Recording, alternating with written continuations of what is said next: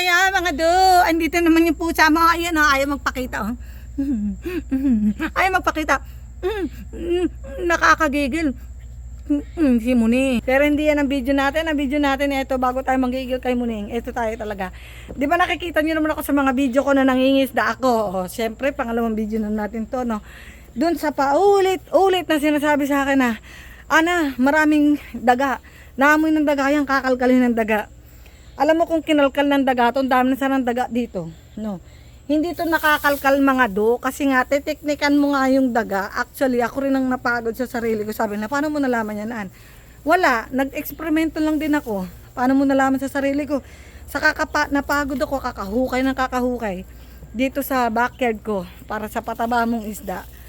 So, syempre, wala kang oras dyan. Syempre, may pasok ka pa.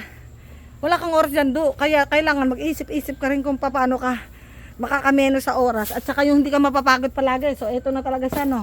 Ano tong isda na to? So, marami akong isda na uhuli sa pier, no? Yung mga hindi ko gusto, binabaon ko sa lupa. Syempre, sa dami ng isdang nakukuha ko doon, namimili na rin ako, pilian na rin ako, no? Pero itong isda na to, medyo salot talaga to sa, sa dagat. Ano to, kahit nga ako nadidira akong hawakan to eh. Itong guys, ito, yan yung suction niya. Para tong vacuum, ito yung tamad na isda. Ito yung kumakapit sa ilalim ng shark. Lumalang ito sa ilalim ng shark para yung nakakain ng shark, yung mga mumu ng shark, kabawa, kinagat niya yung isda o kaya yung tao. Ayan, nakikikain lang yan. Ganyan ang bibig niyan. Parang chismosang palaka kasi nakikikain lang siya dun sa mga hunt ng mga malalaking isda. O kaya sa pagong, pag tinatamad tong lumangoy, kumakapit to sa ilalim ng pagong o kaya dun sa ibabaw ng pagong. Ito, suction to, humihigop yan dun. So, yung pagong nahirapan lumangoy kasi itong mga isda na to, pasaway, mga tamad. Kaya sabi na sa akin, akala nila hinuhuli, kinakain ko. Sabi nila, bakit mo hinuhuli yan? Bakit mo inuuwi? Sabi ka, akala nila kinakain ko. Pero maraming kano, yung ibang kano, sinasabi nila, pwede daw itong kainin. Pero ako, sa dami ng pwedeng makain dito sa USA, tatapon nga sila ng pagkain dito eh. Hindi ko kinakain yan, no? Sa dami ng choices mo dito, ba't kakakain yan? So, eto na talaga siya, yan. Pero maraming pwedeng kumain ito. Katulad nito. Ayan o. Ayan ang pwedeng kumain. Yan. Ang pwedeng kumain yan. Tignan mo naman ang liit-liit ng papaya ko mga do. Oh. Gaano kaliit yung papaya ko? Ang liit. O, tinan mo. Oh. Ang liit pero may bunga. Ang liit niya pero talagang nahataw na siya sa bulaklak. May bunga ng simula. Bakit? Ang sikreto, ito yung mga isdang yan. Yung mga pasaway na isda. Yung mga pasaway, ilagay yan, baon yan dito. Ay, nakakagigil kayo. Sumasabit lang yan sa mga sa mga dun, mga pamingwit mo. May dalawang fishing pole ako na naputol, yung mga mahihina, yung Shakespeare, mahina yun guys. Mahihinang klaseng fishing pole yun. Na naputol dahil dito sa mga isdang to kasi mabigat to eh. Pag halimbawa, kumapit to sa pamingwit mo, mabigat tong isda na to mga do. So, well, dahil mga pasaway sila, at anong akala nila sa akin, bibigyan ko sila ng happy ending. Etong papaya ko, bibigyan ko ng happy ending, no? Ano sila? Ganti-ganti lang din to, no?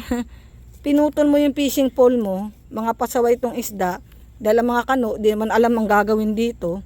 Tamad din sila maganto ganyan. O, di, walang jo. Ayan, o, baon mo siya sa lupa. O, di ba yung, itong pots mo na mabigat, na may pechay, ayan, o. Baon mo siya dyan. Ayan, ganyan. O, para hindi maamoy ng mga daga, anong gagawin? Siksik mo yung gilid. Ayan. Siksik mo kasi pag di mo siniksik, may tendency pag natutunaw na yung isda na yan, mabaho na yan. Kaya kailangan isiksik nyo mga do para hindi talaga siya maamoy ng mga daga o kaya ng possum. Baka the next thing you know, may possum na sa backyard mo pag hindi mo siniksik yan. Ganyan. Ayan o. O, diba? Panalo. O, tignan ko lang. Kung maamoy yan, nakailang baon na ako ng isda dito guys. Wala pa namang possum na nag-angat nitong paso at alam mo yun, binungkag yung paso at ang endo sinira niya yung paso para makuha niya yung isda. Wala pa naman. So, tagumpay ang ating technique na ganito mga do. So, ganyan lang kadali yan, no? Nyo lang. Ibabaon nyo lang siya dyan, isiksik nyo sa gilid. So, lahat to guys, mga ito, lahat tong tawag dito, lahat to, nakita niya yan, may paso dyan. Tumaas na lang yung paso kasi nga marami na ako na ibaw na isda. Papakita ko sa inyo yung isa ring punggok ko na papaya, pero ito Yan oh, mabigat yan. Oh, ang nakatanim dyan, saging. Nakita mo may hukay ba siya sa gilid? Kahit isa walang hukay yan mga do. Makikita mo naman kung may hukay, natural. Clear na clear ang ano mo, daanan ng mga poso at ng daga. Pero tignan mo yung saging dito ha. Ay saging yung papaya dito, ayun oh. May bunga na siya mga do, oh. Panalo na oh. O di ba? Ganyan eh, masarap silang pakainin ng isda, yung papaya. Mabilis yan lumaki, mabilis yan magbunga. Pati yung ano mo dito, yung siyempre nakikinabang dyan yung sitaw mo kasi may sitaw akong naligaw dito. Ayun oh. Nakikinabang yung sitaw. Ayun siya oh. Natural.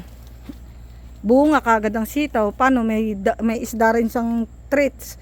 Kaya yung mga isda kung di gusto, lalo yung mga tamad na isda na yan, bihira na lang sumabit sa ano kanyan eh. Sa fishing pool ko dati, lagi silang sumasabit. Pero ngayon, siguro natuklasan din nila itong Pilipina na to. Binabaw na ko sa lupa.